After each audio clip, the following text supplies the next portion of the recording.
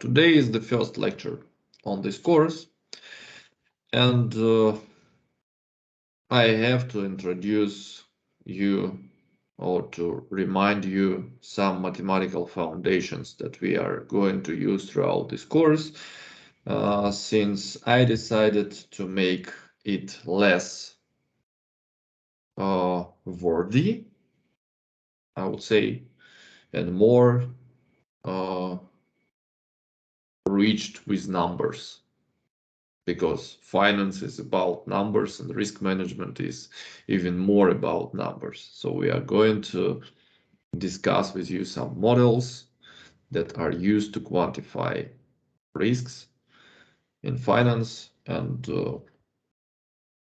well, I believe there are not many places in Irkutsk, or maybe even in our country, where you can practically apply all these things. I mean, like study how to apply them. Of course, you have a lot of places where to apply them, but there are not much places where people study something like this. At least my, let's say, ultimate goal to make it somehow unique.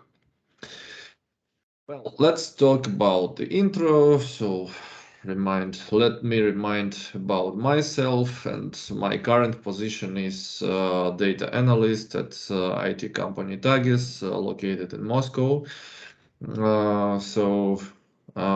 my everyday life, I'm using a lot of data analysis things, and we are also going to apply data analysis tools related to finance, of course, over the next 3 months.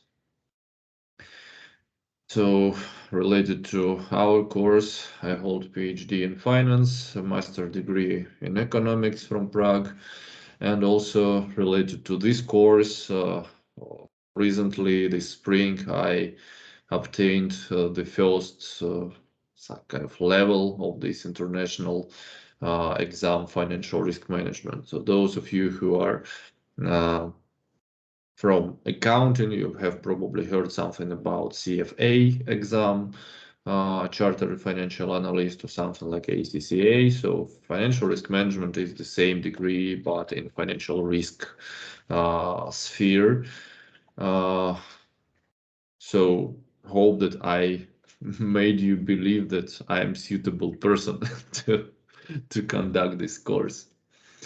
Regarding timing, so we agreed to meet with you every odd week Monday, right? So is this odd week right now? I guess so. Let me check, maybe even 1, 2, 3, right? So must be odd week. Doesn't matter. So you know, every 2 weeks we meet with you. 18, 19, 30 we have lectures and exercise sessions from 19:45 to till you are alive, like 21:15 probably, shorter. So I want to make these exercise sessions mostly related to Python coding. So we will try working there and try to study how to apply practically all the things that we discussed during the lectures. So 7 in total. 1 has been skipped, but I will find some chance to make up that. If you need to meet me, if you need to discuss some problems, some difficult topics, maybe some applications, just let me know that you need to meet me, and we will agree on the suitable time for both of us. Well, we have a group on Telegram, so you know that I'm quite available anytime for any kind of problems. Regarding grading, my plan, because, well, I was teaching this course for 3 years, for 3 enrollments of banking and finance program, but I decided to completely change this course. Therefore, so I decided to make it more programming oriented. Instead of just talking about some models and mathematics, I decided to work with the real data, real financial cases, and that is why this is the first time I'm doing this. And so my plan, maybe we will adjust together, this plan is to give you some kind of final project. It will consist of several parts. So basically, when we cover some topic, I will be giving you a part of this final project. You will apply the models we discussed, and then you will accumulate till the end of the semester something like a final project, and you will of course present it, make some presentation probably in the last class. So I will think better about this. Option 2, final exam, 100% somewhere in December. Well, your final grade is gonna be the maximum of 2. So if you choose option 1, if you get there like 70%, go to final, get 80%, so your final grade is 80%. If you decide to leverage more on the first option, then you can skip the second option if you have enough percent there. So just to remind you, grading, 91 to 100 it's excellent, 71 to 90 is good, 41 to 70 is satisfactory, right? So it's a typo, and everything that is less than 45 is failed. But I hope in your case, everyone will pass.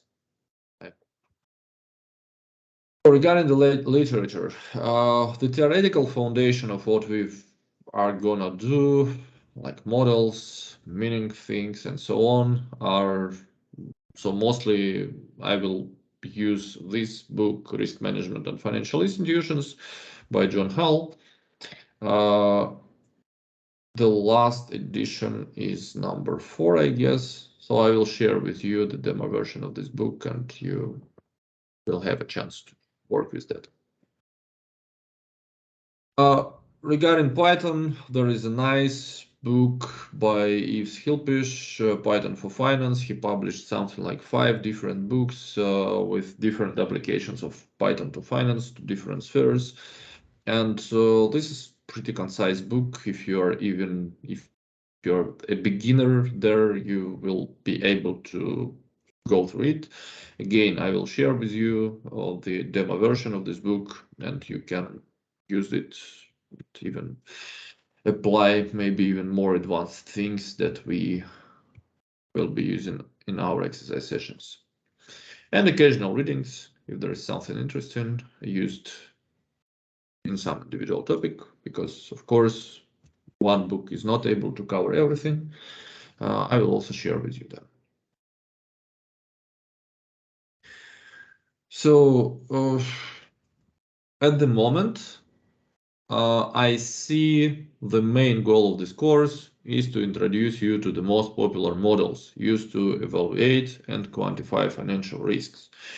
In my opinion, many courses in financial risk management or just risk management are too theoretical. So they provide you with some mathematical models, they'll provide you with some toy examples, but they don't give you any clue how to work with the real data. If you have a real trading with stocks, bonds, if you have a real credit portfolio, if you have huge sources of data, how to apply all those theoretical models, well, usually people are lost. So they know theory, they don't know practice, and this is the huge problem. Another huge problem in my opinion, is that, well, Excel is popular. Excel can do a lot of things, but it is not optimal. And sometimes even simple tasks in financial risk management are very difficult tasks for Excel. That's why this year I decided to completely restructure this course and make it, as I said, more practically oriented. So every meeting we are going, except for this lecture, because this lecture will provide you some, as I said, mathematical foundations. But starting from the next lecture, we will be using only real data, and we will be talking how to apply those theoretical models to the real data. Yeah, so here is the outline. This is a preliminary view of what I'm gonna do. Maybe I will adjust it if I find something more interesting, but at least from this point, I see the course outline in the following way. So we will start with mathematical foundations. It's necessary because you need to understand what is going on there. When we build some risk models, when we evaluate risks, we necessarily use some mathematics, and we need to understand how those mathematical objects work. Well, we had mathematical models last semester with you, last year, right? So therefore, I hope you remember at least something. Don't worry, we are not gonna use integrals. At least I don't plan this right now, but probably we will find some application of integrals later on. Mostly it's gonna be about probability. So you will see in this lecture. We will start our practical applications with very, very popular things to measure risks, to measures of risk, value at risk, and expected shortfall. So next time we will talk how to apply these two models for the real data, what's their meaning, and so how to use it in real life. Then we will talk about modeling time series. Well, time series is the fundamental thing in finance, and everything we do in finance is mostly related to time series. Then we'll talk about volatility. Maybe from your previous courses you have heard that volatility is one of the quantitative measures of risk. So basically, risk is somehow related to uncertainty, and uncertainty is how volatile is what? Is the price of asset, is the interest rate, is the income of your borrower, and something like that. So knowing how to estimate volatility measures and how to work with them is also an important thing for risk management.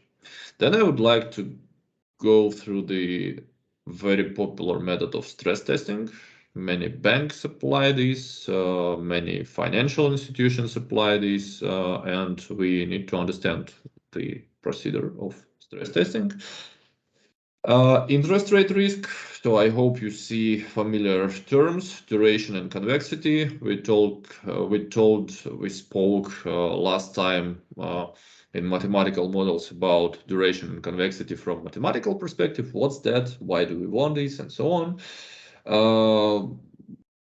At the moment, in this course, we will talk how to estimate it, how to apply this, and well, why we are doing this. And I hope we will also discuss something about derivatives, option pricing, hedging, and how practically we can implement this. So this is a preliminary course outline, as I said, so probably I will change something here during our course, but you can guess, at least at the moment, how it's gonna look like. Any questions at this moment?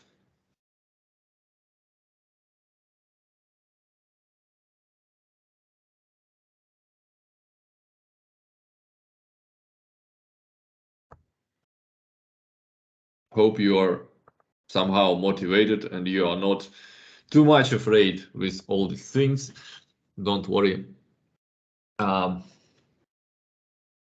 If we would be able to cover all these things, well, you can be sure that you have much more abilities and knowledge in finance than many other people in this sphere.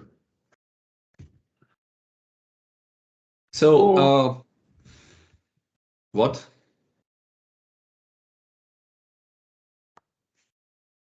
Okay.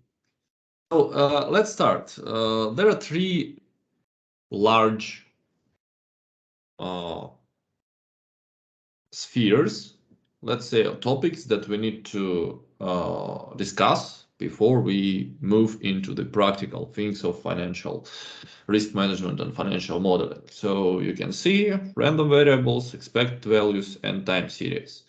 Well, of course, maybe we are gonna use something else later on, but these three topics are, from my view, are the most important, at least for now, to understand all the relevant things later on.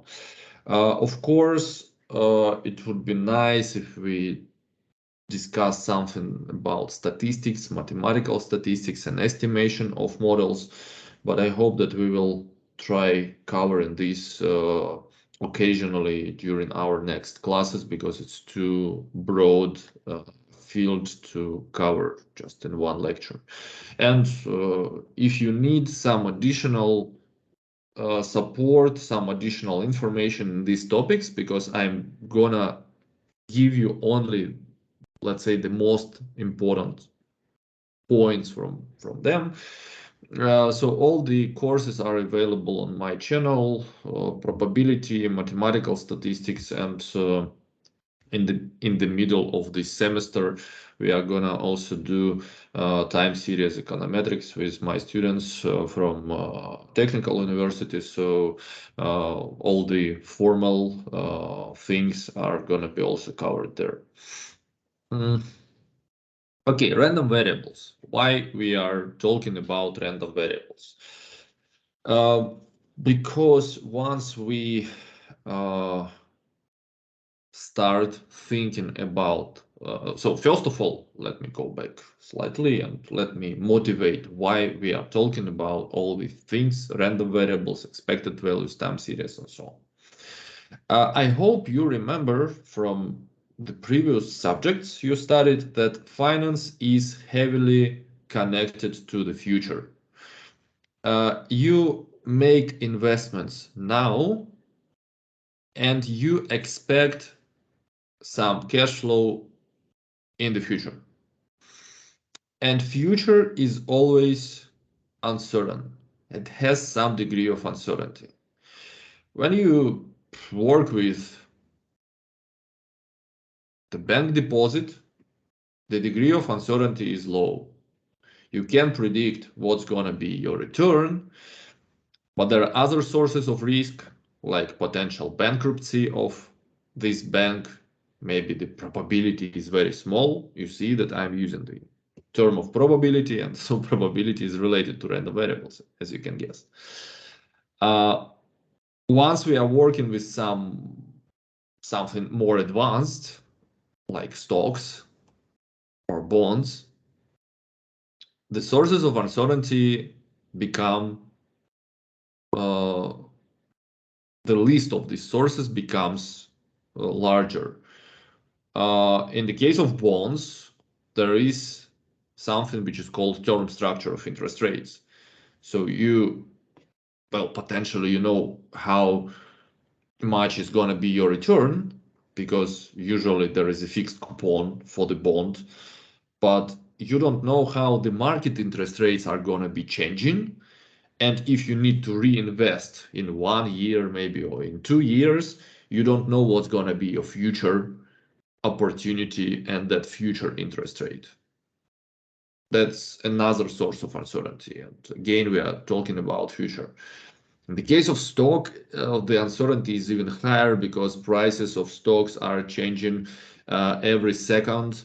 And well, we are always talking about some probability. Uh, and if we want mathematically to kind of formally to work with these, we need to introduce a formal framework how to work with these probabilistic events. And that's why we start talking about random variables, because for us, most of the financial variables are going to be random variables, or at least to some extent we need to understand why we are working with them as random variables. Of course, price of a stock is not random per se, right? So price of a stock itself is not random. There are a lot of factors that influence it. But when we abstract from some unnecessary or maybe not that important factors, and once we control for some other factors, this price, probably part of this price, becomes random. So that's why we start talking about mathematical foundations in terms of random variables. So the formal definition taken from the probability course, what is random variables? Consider a random experiment with a sample space omega. There is a function capital X which assigns to each element omega from this sample space one and only one number. So this is a function, basically the random variable is a function. It is called the random variable. The space or range of X is a set of real numbers. So what does this mean? We have formal mathematical definition. Kind of, if we translate this to the human language, what does this mean? Let's see the example. Consider a very simple experiment, random experiment. We throw a coin 3 times and we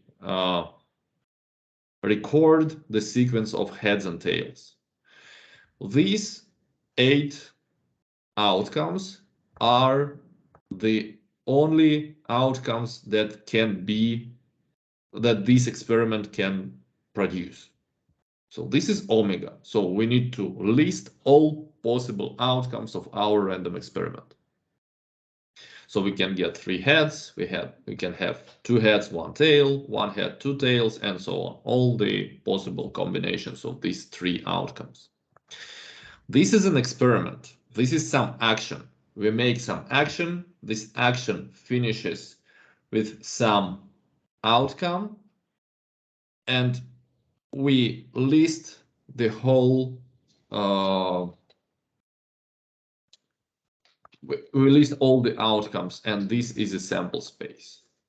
Now we introduce a function, look, which assigns to every or each element of this omega one and only one number. We can introduce many different random variables, many different functions to the same sample space. For example, we can count the total number of heads. So I'm taking this outcome and then I compute how many heads are there. 3, 2, 1, 2, 0, 1, 2, 1. So you see that I convert or map from a space of events to the space of numbers. So I this is formal mathematical action. I convert from here to here. And now every single element of omega has a corresponding number from here. And the range of this random variable has only 4 elements, 0, 1, 2, and 3. We can introduce another random variable connected to the same sample space. We can compute how many tails are there.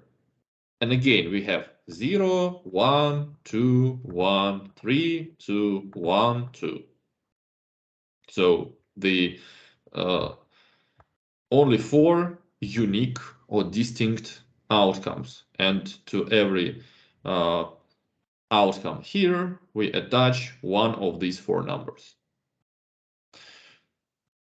Z, another function, is the number of heads minus the number of tails. So here we have 3 heads, 0 tails. 3 minus 0 is 3. Here we have 2 heads, 1 tail. 2 minus 1 is 1. Here we have 1 head, 2 tails. 1 minus 2 is minus 1, and so on. So we have 4 distinct numbers, minus 3, minus 1, 1, and 3. So what is the important idea here on this slide is that you have a sequence of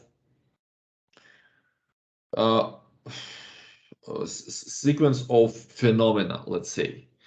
First, everything starts with a random experiment. So random experiment is not necessarily an experiment that you make.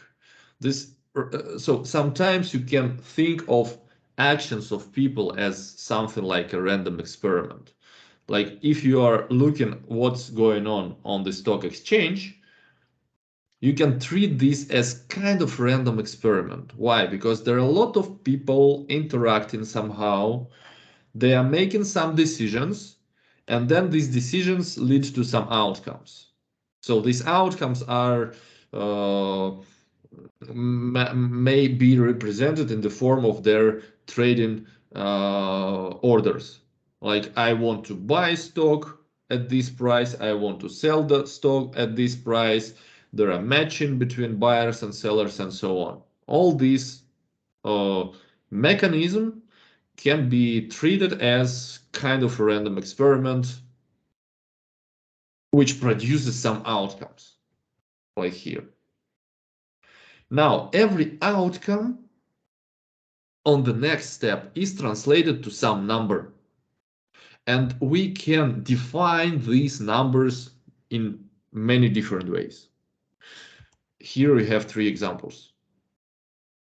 And you always must understand that once you are working with a random variable, there is something behind of it, right? So there are some actions that led to this random variable. So for example, after the interaction of buyers and sellers, you have an outcome in the form of a stock price. And the stock price can be treated as a random variable, but it does not appear itself, right? So we have something before, we have some actions that led to this number.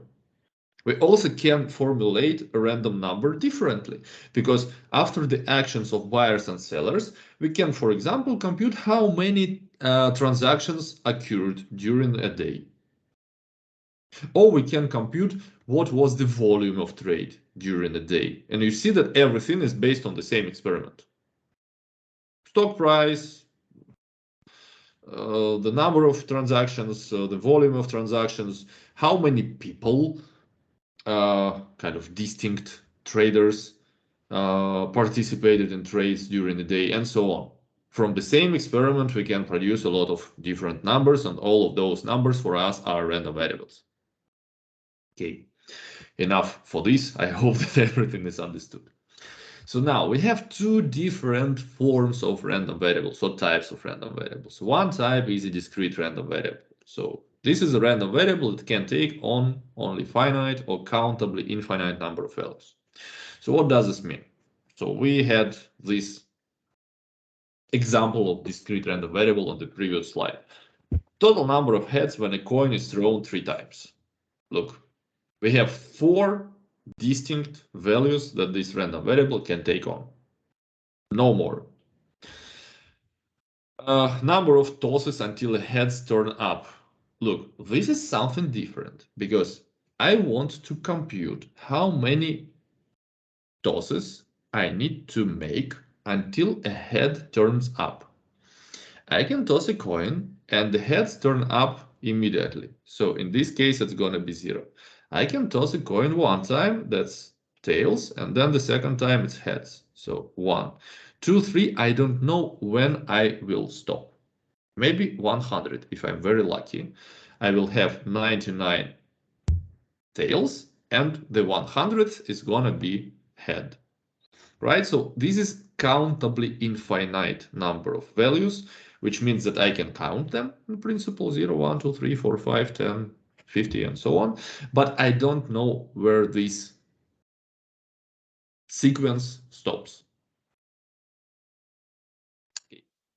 Now, how we work with random variables. This is another important object, another important concept for working in risk management and most of the models that we are gonna talk about, especially next topic about value at risk and expected shortfall. Probability distribution. So first of all, the probability that this random variable takes on a particular value. So random variable is always represented with a capital letter, and a particular value like 1, 2, 3, 5, 10, 100 is represented with a small letter. So here. So this probability is defined as the sum of the probabilities of all sample points in omega that assigned the value x. Sometimes we will denote it in this way, sometimes in this way. So what does this mean, and why we have had that long discussion about the connection of sample space and random variable? Well, because with the help of these probabilities, we can build or define the probability distribution. And the probability distribution of a discrete variable can be represented differently. It can be represented by a formula, by a table, by a graph that provides this relationship for all x's. This is very important. We need to list all possible values of random variable, and we need to be able to define or to identify probability that our random variable takes value of x. Let's take our previous example. So if a random variable equals 0, how many events out of 8 are associated with this case? So 0 heads is only in one event, this one.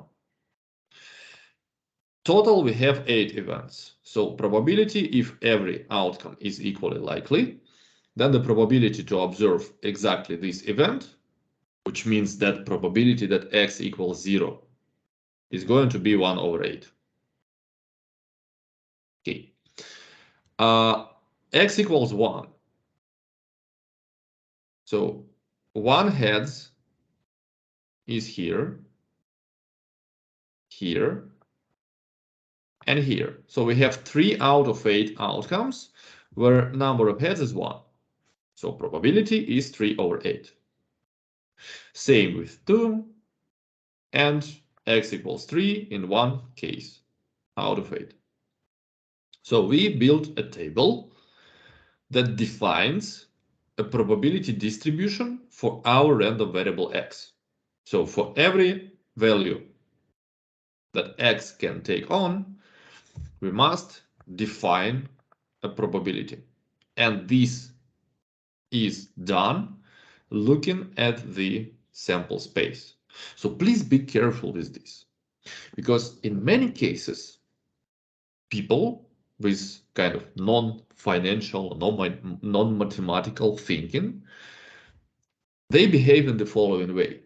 Once you give them this task, once you say, well, x can take values 0, 1, 2, and 3. What's the probability that x will take value of 0? What people do, they probably remember something from their school, maybe from their university mathematics, and then, well, I know that if there are 4 outcomes, and I need to calculate the probability of one outcome, I need to divide this 1 by 4. And they will take, well, probability of this is 1 over 4. Probability of this is also 1 over 4, this 1 over 4, and this 1 over 4. No, this is complete nonsense, because you must remember that every outcome here is associated with some outcome here. And you must compute how many outcomes lead to this value of a random variable. Another kind of anecdotal example, when you ask a person about what's the probability of a bankruptcy for a firm, and the person says, well, 50%. Why? Because it's either will become bankrupt or not, right? So there are 2 outcomes, like maybe this is a sophisticated person, because the person thinks about potential outcomes. But then this person makes a crucial mistake, because of course the probability of bankruptcy for any firm is not 50%, and we need to make some other definition of the probability. but it's not here. So we will talk about this. This is mostly related to statistics. Okay, so we need to understand what is the probability distribution. The probabilities associated with different values of this random variable. And we need to have the complete rule how these probabilities are calculated.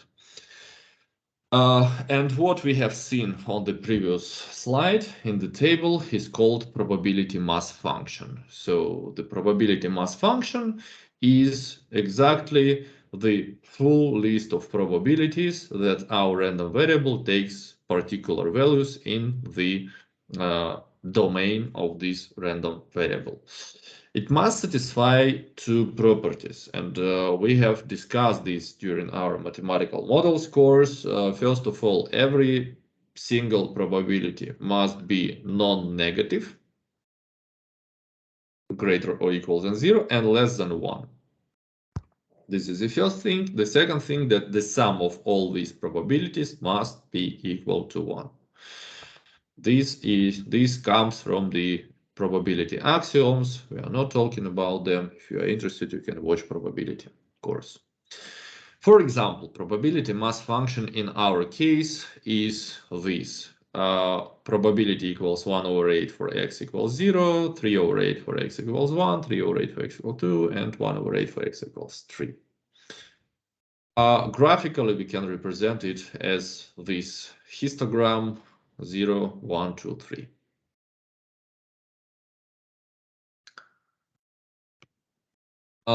Now, another important concept that defines random variables is called the cumulative distribution function. So what's that? Look at the expression here. This is the probability that a random variable takes values from minus infinity, always, to small x. And small x is an argument of this CDF, cumulative distribution function. Or, say differently, when we translate it to the events, this is the probability that small omega belongs to the sample space such that random variable or function of this omega is smaller or equal to x. So let's see an example. Yeah, sometimes we shorten this last thing to the probability that our random variable capital X is smaller or equal to the value of x. Please remember this. We always do this computation of probability starting from minus infinity, and the right border is x. This is the formal definition of CDF. It never changes. Once you hear about CDF, once you hear about cumulative distribution function, you always know that the construction is, this is a probability that random variable takes values from minus infinity to small x. It is defined for all real numbers. You must be able to plug inside this function any number. Minus 1 million pi, pi 3.14. 1 billion, 0.5, whatever. So everything is basically, we can feed any number here, and we must be able to calculate this probability that x takes values from minus infinity to this number. And another important property that this function is non-decreasing. So what does this mean? It's non-decreasing. When you increase x, it either constant or it goes up, but never goes down once you increase value of x. Once x goes to minus infinity, this function goes to 0. Once x goes to plus infinity, this function goes to 1. So it is bounded between 0 and 1. So let's take the previous example. For any number less than 0, probability that the number of heads in 3 coin tosses is 0. So what is, basically, the question is, what is the probability that I throw a coin 3 times and I will observe the number of heads from minus infinity to minus 10? So it is impossible event. I cannot observe a number of heads from minus infinity to minus 10, or to minus 5, or to minus 1, right? So for any number which is negative, this function is 0. The probability is 0. Now, for any number between 0 included and 1 not included, this probability is 1 over 8. So what is the probability that I will throw a coin 3 times and I will observe the number of heads which is less than 0.5? Right? So what is less than 0.5? In our case, this is only one number, 0, right? So probability of this is 1 over 8, and so on. So we see that we accumulate the value of function from 0 to 1. And it is always 1 when x is greater than or equal to 3. So what is the probability that out of 3 coin tosses, I will observe 5 or less heads? Oh, well, I know that out of 3 coin tosses, I will observe 5 or less heads always, right? This is an event that has 100% probability. For this particular example, this CDF looks like a step function. You see that it has steps at every single value that a random variable takes on.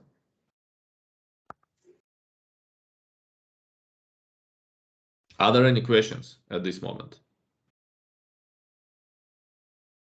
Frankly speaking, I didn't understand why profitability is 1 if x is bigger than 3. It means that... Look, once again,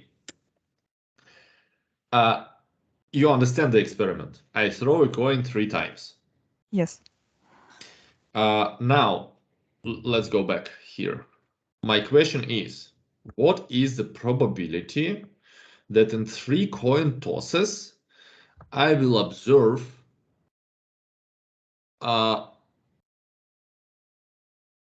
less than, for example, 10 heads? So what is less than 10? It's 9, 8, 7, 6, 5, 4, 3, 2, 1, minus 1, minus 2, and any other number, right? So this is less than 10. So now, I know that making a 3 coin tosses, I will observe either 0 or 1 or 2 or 3. All of these numbers, all of these outcomes are less than 10. So then the question is, what is the probability that I will observe less than 10 heads?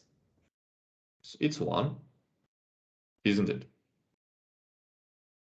Yes. Okay, thank you. That's clear. It's like, you know, suppose that you go to the shop and you want to buy 1 kilo of tomatoes. What's the probability that 1 kilo of tomatoes in that shop costs less than $1 million? It's 1, right? Because, well, it's almost impossible that 1 kilo of tomatoes costs more than $1 million. That's the same. So any number that so this is kind of like the upper bound for the small x is the upper bound for the number of for the value of random variable that you want to analyze. It has some, it's a bit tricky, and I know that people sometimes are confused with this cumulative distribution function, but if you feel that you are not that sure about it, so try to think maybe, I don't know, maybe it's out of the class, because we will be using this in many cases, and this CDF is an important object to define random variables. We will be working with this. Okay, so now we spoke about discrete random variable. We introduced probability distribution function, cumulative distribution function with the help of discrete random variable. So now Another type of random variables is continuous random variables.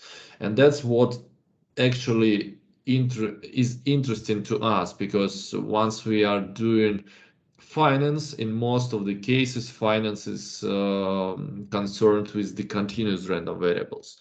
So how do we define a continuous random variable? It's a random variable that has a continuous cumulative distribution function. You see why we need to understand what is cumulative distribution function, because now it is used to define a continuous random variable. So what does this mean? A continuous cumulative distribution function. It means that instead of the steps, you have a smooth function. Must be like a single line, smooth line, and not as these steps jumping at a particular numbers. So basically, if you think about it, it means that for continuous random variable, it can take on any values, like not 0, 1, 2, 3, but 0.13 or 0.125 or 0.1256, for example, and so any number is possible. So examples of such random variables, or examples of variables that we model as continuous random variables: length of time, distance, amount of money, stock return, something else. Well, you see that to us everything is relevant, because when we are talking about finance, we are talking about time, and time is modeled as continuous random variable. Well, distance probably is not that relevant to finance, amount of money, stock return. So cumulative distribution function for the continuous random variable is defined similarly. This is a probability that the random variable takes values less than or equal to a given number. Again, small x is a number, 10, 1 million, -5, whatever. So now this is defined for any random variable. Yeah, so these two things are exactly the same as on the previous slide. And yes, and now CDF for the discrete function is a step function, and CDF for the continuous random variable is a continuous function by definition.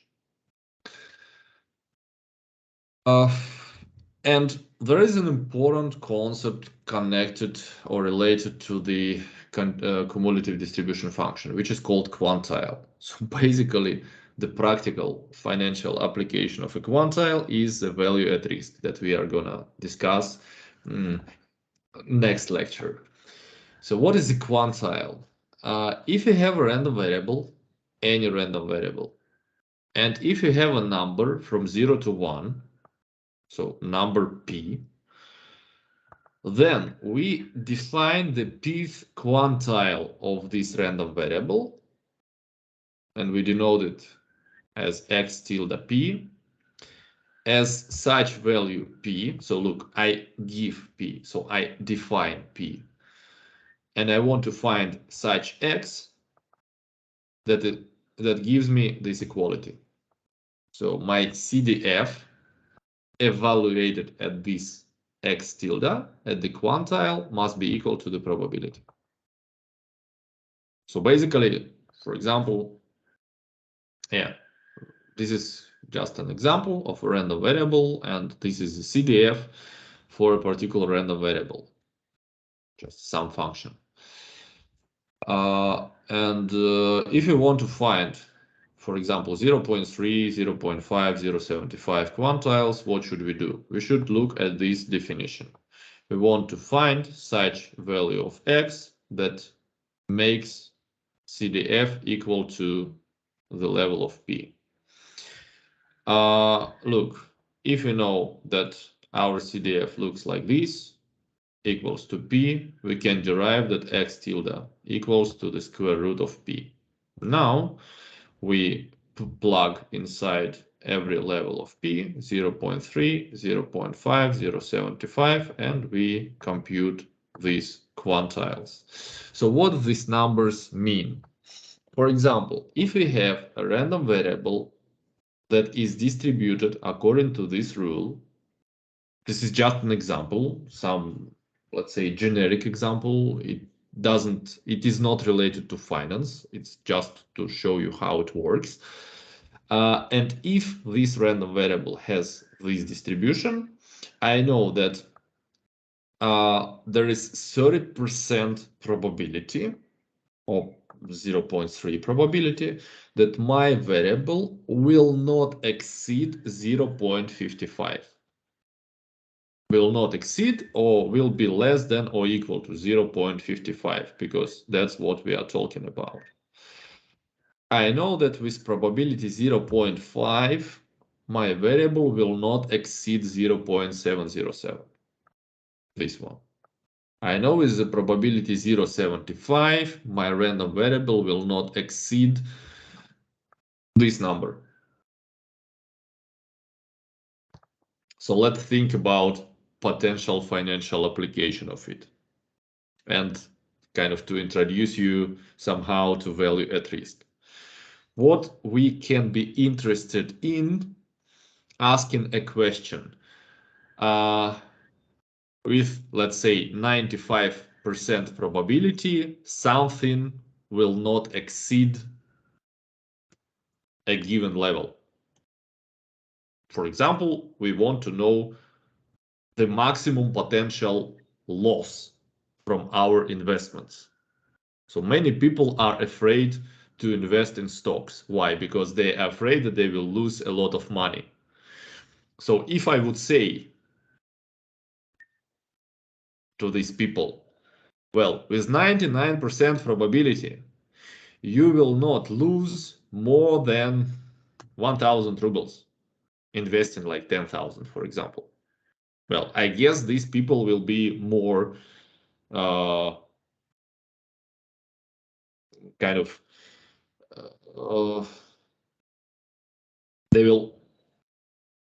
they would wish to invest after this information, because you tell them a fact that with a high level of probability, their loss will not exceed a very small amount of money. So that's an application, like a practical application of this. But of course, we need to know how this CDF looks like, how to estimate this probability, and so on. And we will be talking about this starting from the next lecture. This is a graphical representation of CDF and quantile. So if X changes, CDF, you see that it is non-decreasing function. It always either constant or increases. And then I set a given level of probability on the vertical axis here, and I identify what's going to be the level of X associated with this P.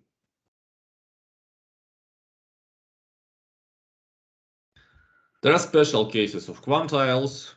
We are going to use also them throughout the course. There is a median, which is 0.5 quantile. So the value of a random variable that divides the whole domain into two equally probable parts. So with the probability 0.5, your random variable will not exceed this level. With the probability 0.5, your random variable will exceed this level. First and third quartiles, so 25 and 75%. Yes, median is the second quartile, and also sometimes we compute the level of the measure of variability, which is called interquartile range. So the difference between third and first quartiles. Okay, this is the most basic crash course in random variables that we need to use for risk management. Any questions?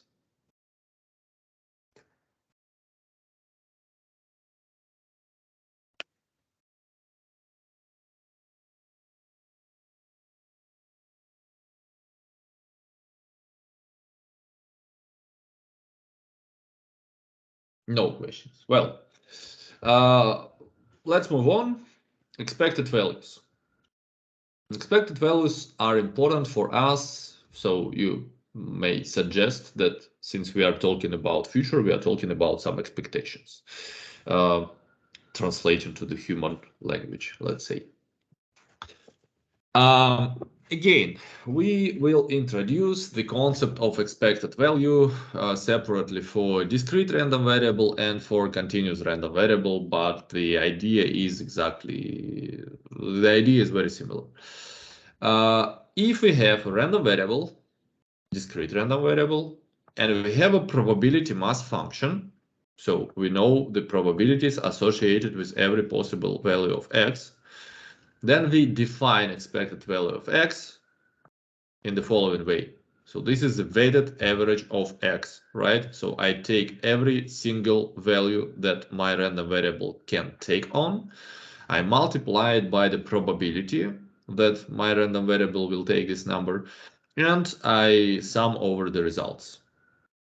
Well, the formal also definition says that this number must be finite. So the absolute value of x multiplied by these probabilities. But if the sum diverges, then expectation does not exist. Again, I borrowed these slides from the formal course of probability, so that's why probably for the practical applications we don't need. Let's take our example. We have the following probability mass function, and we want to find the expectation. So basically the question is, what is the expected value? What is the expected number of heads in 3 tosses of coin, given the following distribution? So according to the formula, we need to do the following steps. I take the first value of my random variable multiplied by probability, second value of my random variable multiplied by probability, third, fourth, and then in total I have 3 over 2, or 1.5. This is an expected value of a number of heads in 3 coin tosses. It doesn't matter that you cannot get 3 over 2 heads, because it's not just possible, right? So you want to have some integer numbers, 0, 1, 2, 3, 4, 5, something like that. But expectation is a formal concept. It shows you a center of a distribution. And this is a crucial and important thing for risk models, not only risk models, but also some financial models as well. I hope you remember about expectation. We did it when we spoke about the diversification and mean variance analysis in mathematical models. So if there is a continuous random variable, we need to define a density function. The density function is the analog of mass function, and the expected value, since this is a continuous random variable, and I hope from mathematics last year you remember that once we are summing over the continuous value, the sum sigma transforms into the integral. This is just to remind you that integrals are not useless, and once we are modeling continuous random variable, we are using integrals in this way. So this small x is like here, small x, and the analog for the continuous random variable of that probability is the probability density, f of x. So let me skip this example. I don't want to make you afraid of integrals, and this is not that important. So another expected value that is important for us, and that is important to describe a probability distribution, is called the variance. I hope it is also familiar to you from mathematical models course. So what is the variance? This is the special expectation. This is an expectation of this expression, x minus expected value of x squared. Again, provided this expectation exists. We have computed these expectations with you, and yeah, so for the discrete variable, we are doing the following computation. We take x I, so every single value of a random variable minus mu, minus expected value, squared multiplied by the probability. And for the continuous random variable, we just substitute the sigma with integral and probability mass function with the density function.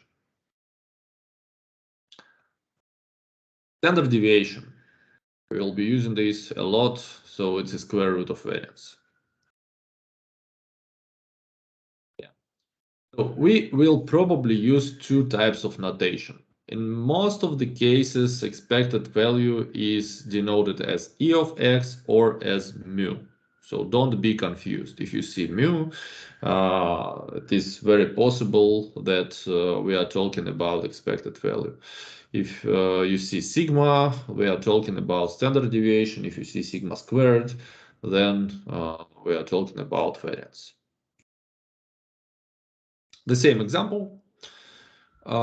If we are talking about random variable from the previous examples, what is the variance of this random variable? We are doing this long stream of computations. We take every single value of x, 0, 1, 2, and 3, and we subtract from these values expected value, 0 minus 3 over 2 squared multiplied by its probability, 1 over 8. Then we take the next value of x, 1 minus 3 over 2 squared multiplied by 3 over 8. 2 minus 3 over 2 squared multiplied by 3 over 8, and so on. Then we do all these computations, and finally the variance is 3 over 4. Sigma is the square root of 3 over 4.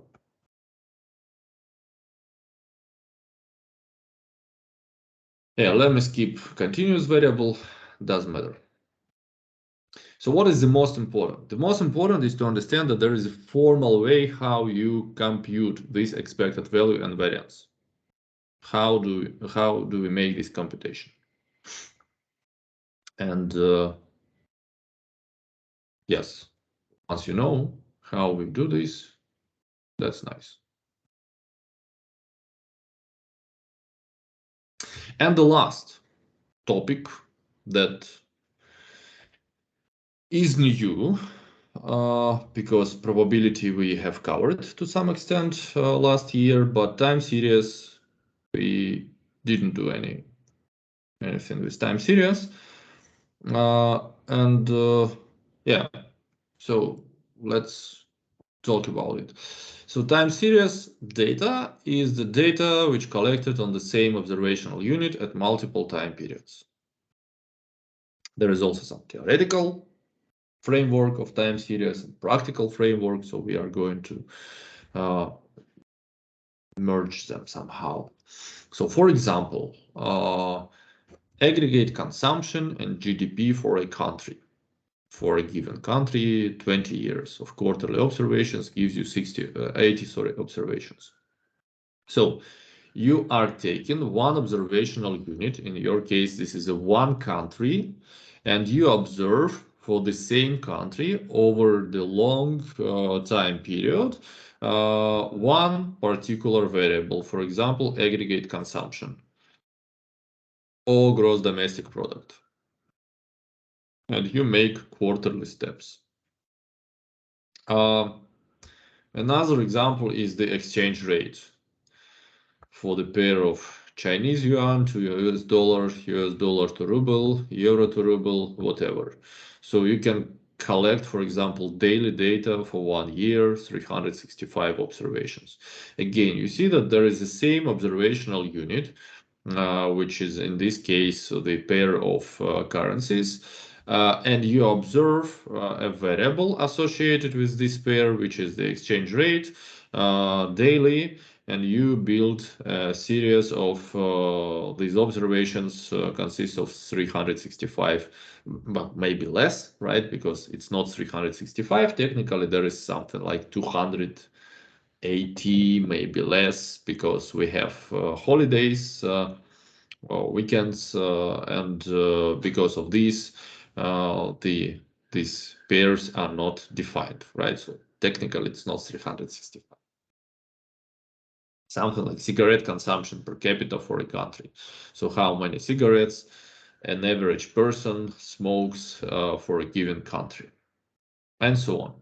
So here are the graph. So usually when we talk about time series, we want some visual representation of time series. This is the unemployment rate in the United States from 1960 to 2012. This is the exchange rate of United States dollars per British pound. Here is the logarithm of index of industrial production in Japan. Here is the percentage change in daily values of the stock price index. And you see that time series are quite different because here we see some spikes and throws.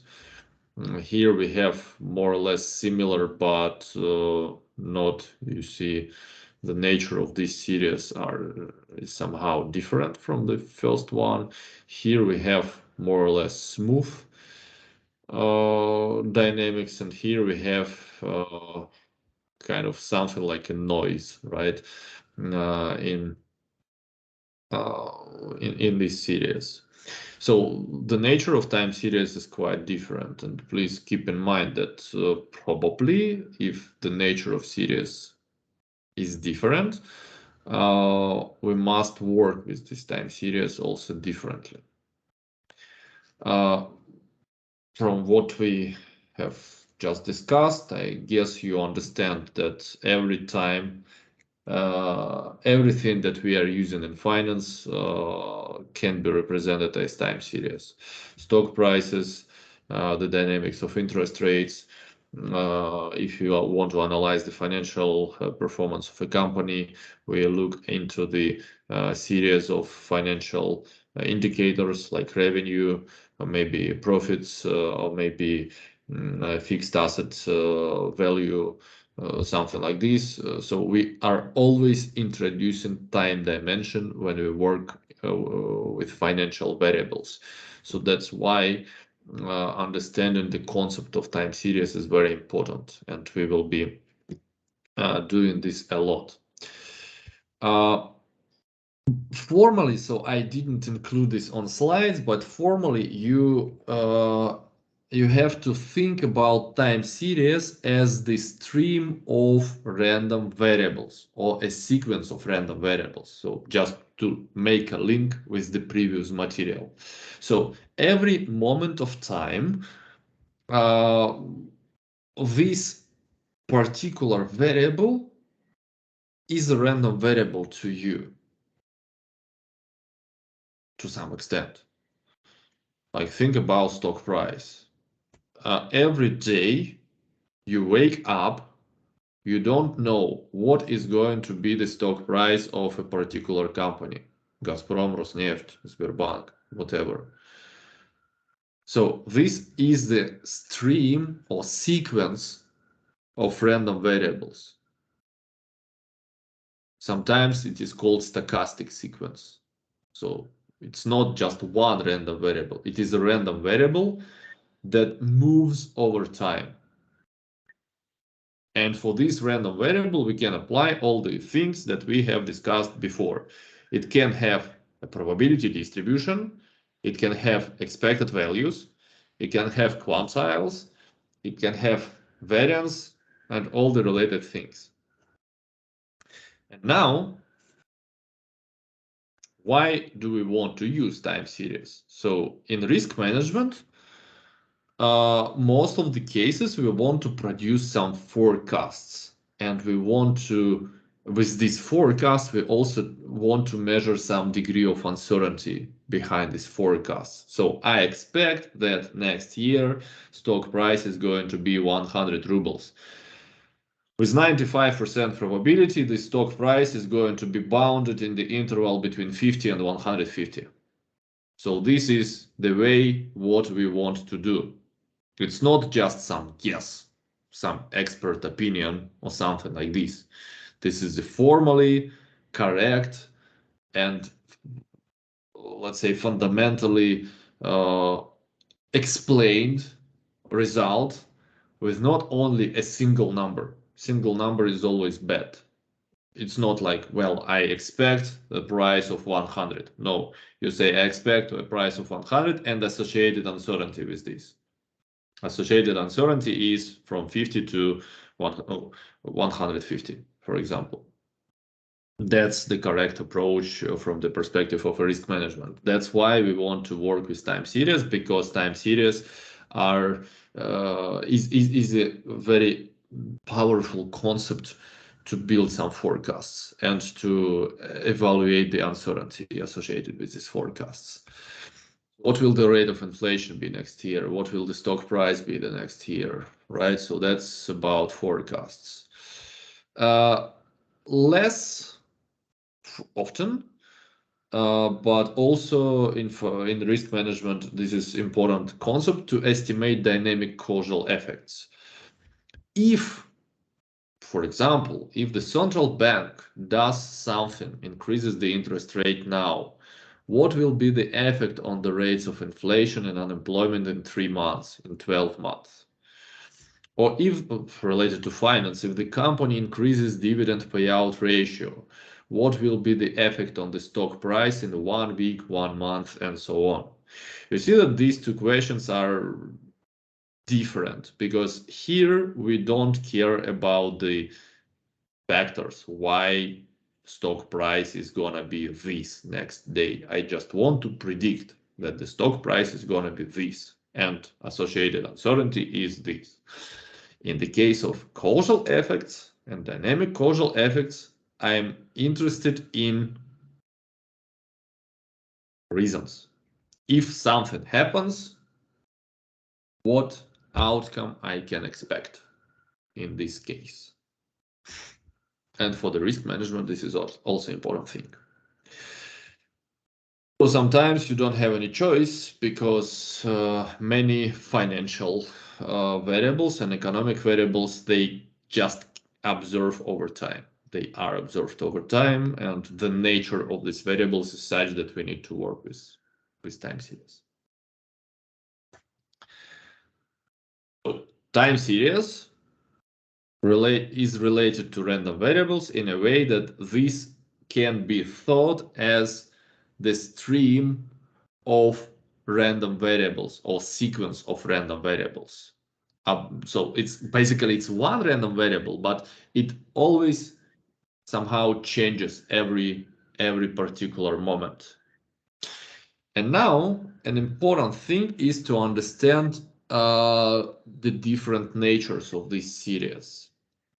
So usually when we build some forecasts, when we build some risk evaluation models, we use the data from the past. And usually people ask me or somebody else, well, how relevant is the historical data to the current data or future data? How can you model future with the help of a historical relationship? And this is the valid question, and we must answer this question. And here the concept of stationarity comes in. So if the future is the same as the past, then we are able to use historical relationships to forecast this future.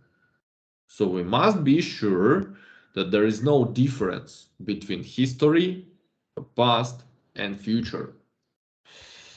And but if the future differs fundamentally from the past, then historical relations might not be reliable to build the future.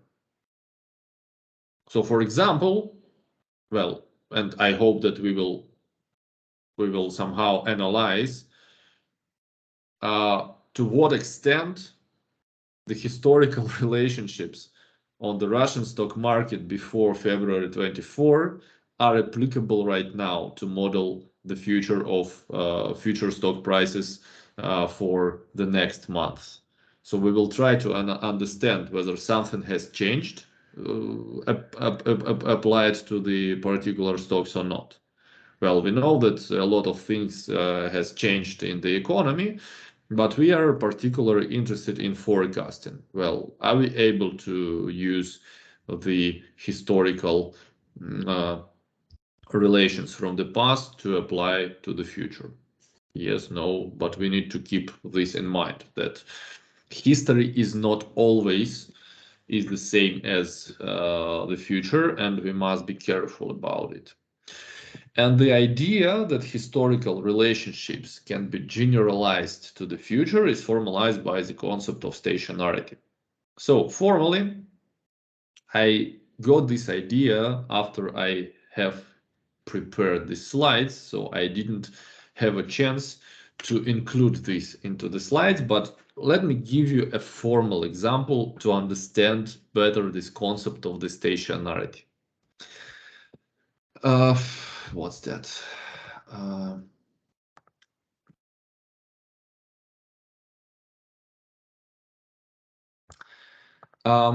So consider the following experiment. Consider the experiment. Every day, so t equals 1, 2, 3, 4, blah, blah, blah. So might be infinite. You wake up and toss a coin.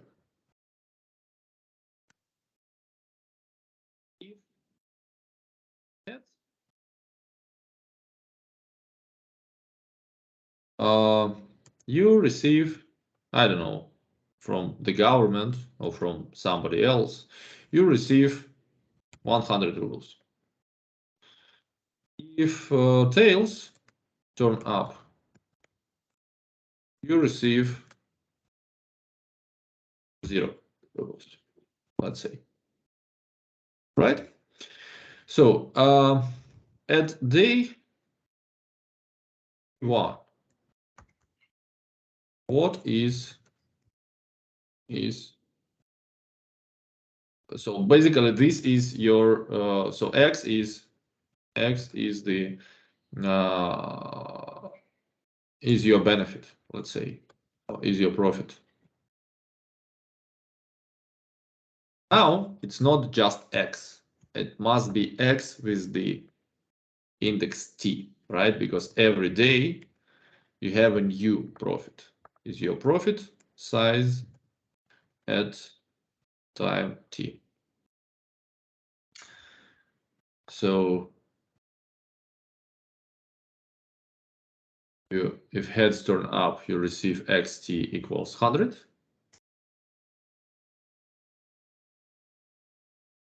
If tails turn up, you receive 0. So what is your, let me make it shorter, at day t equals 1, what is expected value of x? Let me know very fast. That's a very simple question.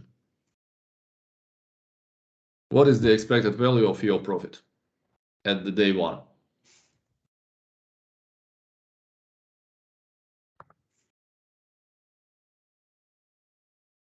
Guys, are you there?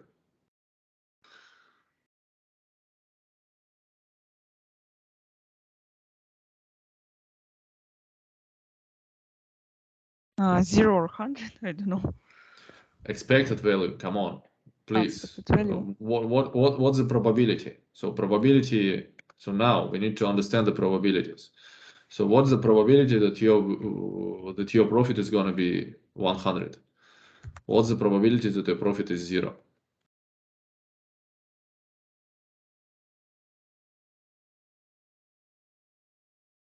Guys, this is very simple. 0.5.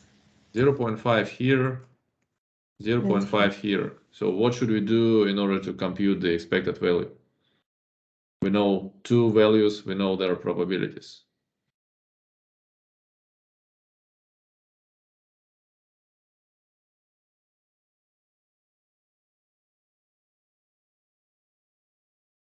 Slides.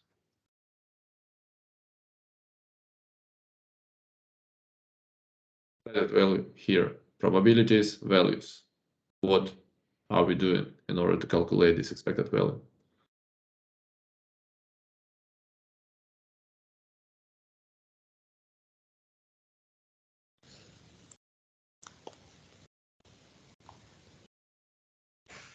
We should. Mm.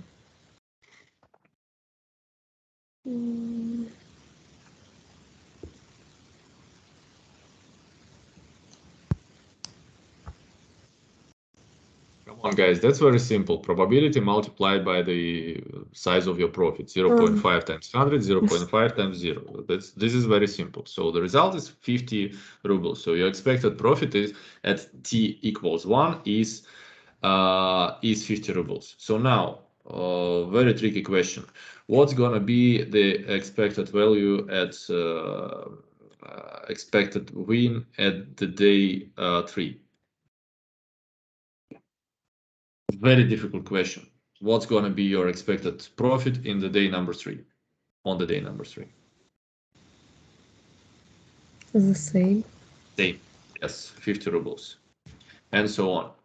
So you see that the expected value of this random variable of the random variable xt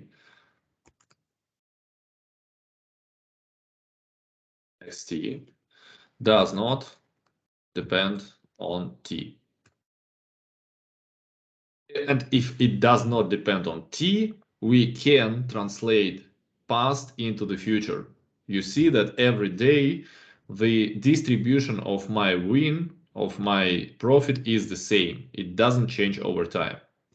So now another example. So this the series xt now is stationary.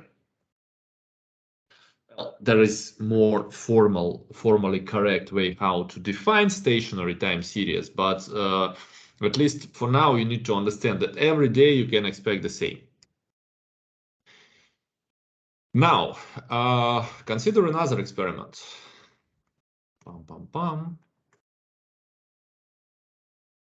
Consider another experiment.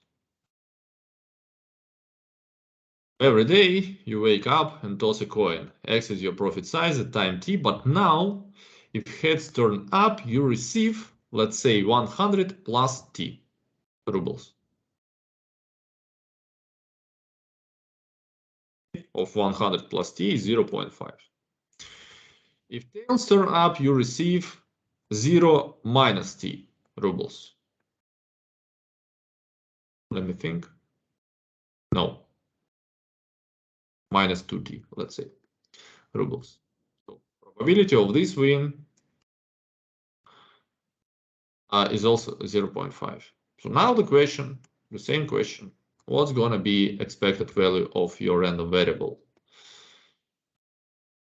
in the day number 1 and in the day number 3?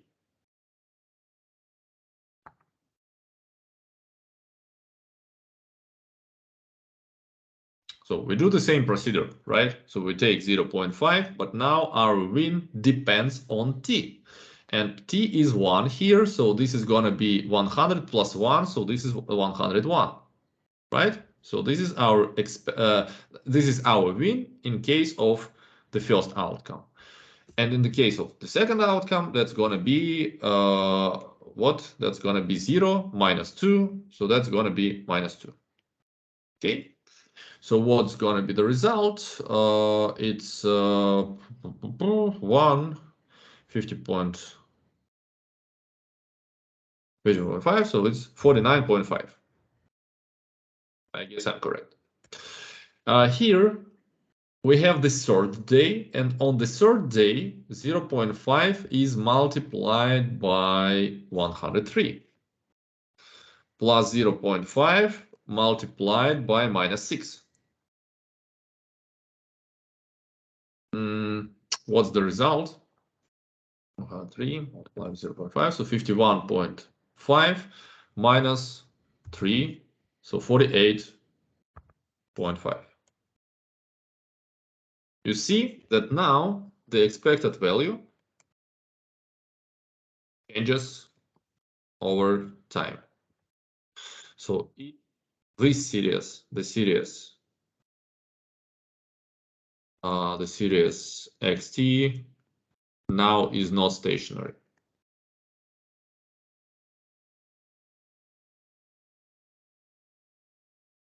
So basically, what you expected last day or in the first day is not translated into the third day. Just to show you, if, for example, there is going to be a day 100, state 100, the expectation on the day 100 is going to be what? It's going to be 0.5 times 200 minus 0.5 times 200, and that's going to be, wait. No, yeah, so it's going to be 100 here, minus 100 here, so that's going to be 0, right? So your expectation at every single moment of time differs. And in this case, we are not able to apply or to translate the past into the future. The series are not stationary. The series is not stationary. Series is a single. So this is kind of like the human, readable, and very simple example, I hope, simple example, which and how the series change. Yes, another formal, more formal definition, time series is stationary if its probability distribution doesn't change over time. So it means that the distribution of these variables does not depend on how we shift this distribution. So exactly as I showed you here. So look, this distribution is constant over time. It is always 100 and 0, and probabilities are also constant. This probability distribution changes because numbers are changing, and even though the probabilities are the same, the numbers are changing. So the distribution changes, and it depends on t.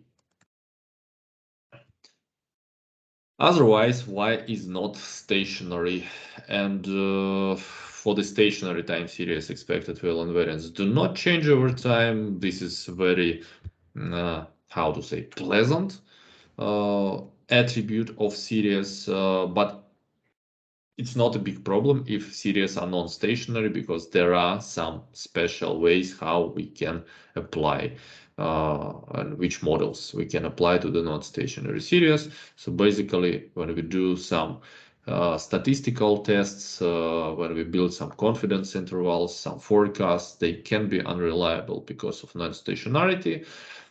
And two important concepts of stationarity are trends. So for example, in this case, we will have a trend. We can build this series. You will see that there is downward sloping trend. Every period t, your expected win decreases by 0.5, right? Because if you just make a general expression for this, let me. So expected value of t equals to, so that's going to be 50 plus 0.5 t minus t, right? And that's going to be 50 minus 0.5 t. You see that there is a trend. Every next time period, t reduces my expectation by 0.5. If it's 100th time period, so my expectation goes down to 0.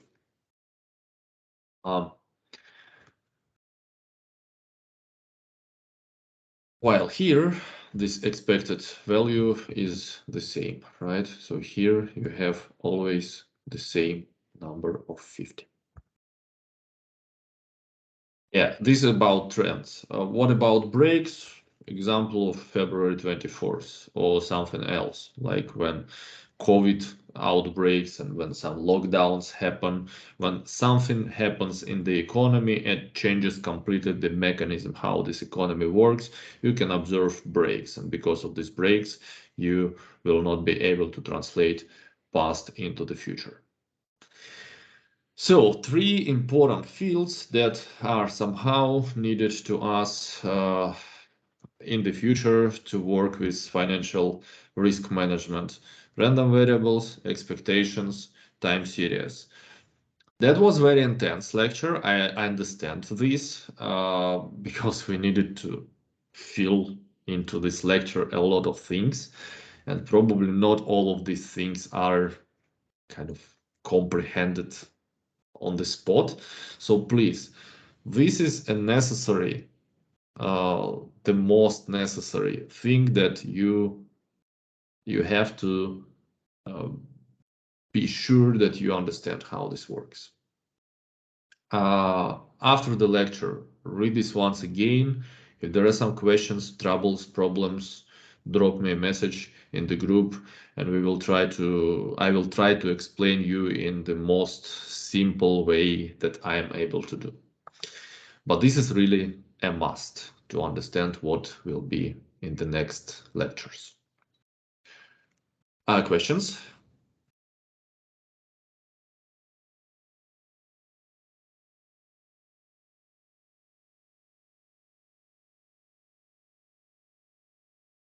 Okay, then this is all for this lecture.